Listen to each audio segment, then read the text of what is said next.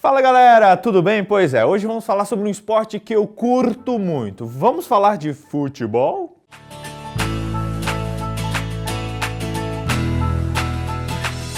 Na verdade, hoje a gente vai falar sobre comemorações de gols. Cada jogador tem um jeito diferente de comemorar os gols marcados. Tem aqueles que dançam, tem os que choram, tem os que dão mortais e os que fazem símbolos difíceis de entender e fazer. Muita gente tem dificuldade para entender a Bíblia, porque lá existem muitos símbolos e imagens que simplificam coisas muito mais profundas do que parecem. Um exemplo é o sistema de sacrifícios, onde a pessoa ia lá, matava um cordeirinho quando pecava. Isso aí é uma referência à vinda de Jesus e ao plano da salvação, ou seja, um símbolo muito mais profundo do que parecia. E por falar em símbolo, eu quero dar um pause e pedir para você clicar nesse símbolo aqui embaixo e se inscrever no nosso canal. Por favor, dá aquele apoio pra gente e segue lá no Instagram também, beleza? Com relação à unidade, a Bíblia descreve uma série de imagens e figuras, e é sobre elas que nós vamos falar today.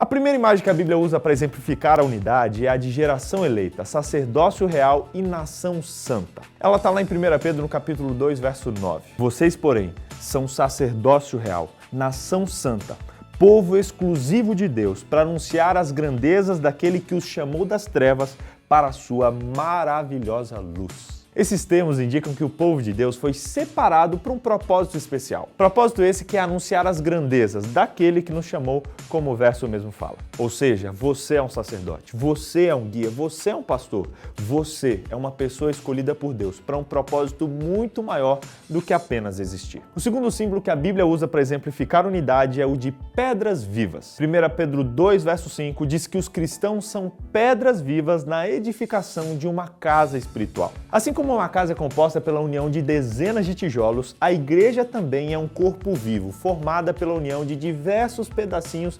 interdependentes. Vocês também estão sendo utilizados como pedras vivas na edificação de uma casa espiritual para serem sacerdócio santo, oferecendo sacrifícios espirituais aceitáveis a Deus por meio de Jesus Cristo.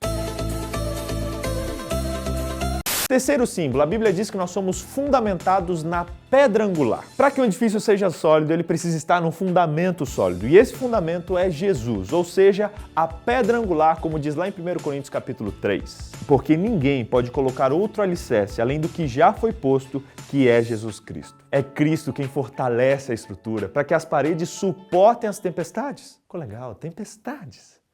Ficou bem impactante isso aí. Nossa...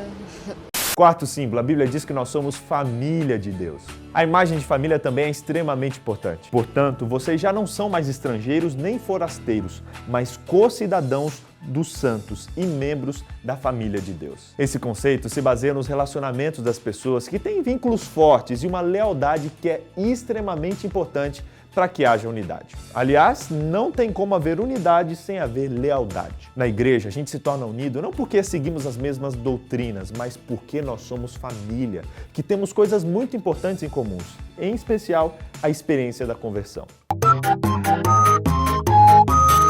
Quinta figura de linguagem é que nós somos santuários do Espírito Santo. Pois é, Paulo usa essa imagem, ele fala que nós somos santuários de Deus. Não sabeis vós que sois templo de Deus e que o Espírito de Deus habita em vós? Esse verso, juntamente com 1 Coríntios 6,19, tem uma aplicação individual e coletiva. Ele fala que eu sou casa de Deus, o lugar onde o Espírito Santo habita. E uma outra ideia que pode estar intrínseca nesse texto é de que juntos, unidos, nós nos tornamos a habitação de Deus. Ou seja, somos templo de Deus individualmente e coletivamente. Sexta figura, a Bíblia diz que nós somos corpo de Cristo. De todas as imagens e símbolos que a gente viu até agora, a que mais enfatiza a unidade da igreja é a de um corpo. Ora, assim como o corpo é uma unidade, embora tendo muitos membros e todos os membros formam um só corpo, assim também com respeito a Cristo. Um outro verso diz: ora, vocês são corpos de Cristo e cada um de vocês, individualmente, é membro desse corpo. Assim como o conjunto de órgãos e membros formam um corpo, o conjunto de pessoas com características diferentes e distintas formam o corpo de Cristo. E o elemento que promove a união desse corpo é Cristo, aquele que é o cabeça da igreja. Mas o marido é o cabeça da mulher, como também Cristo é o cabeça da igreja,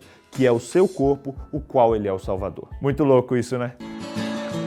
E a sétima e última figura é que nós somos ovelhas do rebanho de Deus. A Bíblia fala muito do relacionamento de pastor e ovelhas. Esse relacionamento descreve o caráter de Deus em relação ao seu povo. No Oriente Médio, os pastores são conhecidos por se dedicarem ao cuidado de ovelhas. João 10, verso 11 já diz: Eu sou o bom pastor, e o bom pastor dá a vida pelas ovelhas. Nós, como sendo ovelhas dessa metáfora, temos a natureza indefesa e precisamos de cuidado e direção daquele que é o bom pastor. Muitas vezes as ovelhas se perdem do rebanho e elas conseguem voltar ao aprisco quando ouvem a voz do seu pastor. A unidade e segurança do povo de Deus dependem exclusivamente de sua proximidade com ele e a obediência à sua voz. Resumindo então, as imagens que a Bíblia usa para descrever o desejo de unidade do povo de Deus são: primeiro, geração eleita, sacerdócio real e nação santa. Segundo, pedras vivas. Terceiro, fundamentados na pedra angular. Quarto, família de Deus. Quinto, santuário do Espírito Santo. Sexto, corpo de Cristo. E sétimo, ovelhas do rebanho de Deus. Que Deus nos use para sermos sacerdotes, para sermos pedra, para sermos família, para sermos casa, para sermos corpo e ovelhas de Cristo. Só assim a gente vai marcar muitos e muitos gols para a honra e glória de Deus. Que Deus abençoe sua vida. A gente se vê aqui semana que vem em mais uma lição. Se inscreve no nosso canal e segue a gente lá no Instagram, beleza? Tchau, galera. Falou!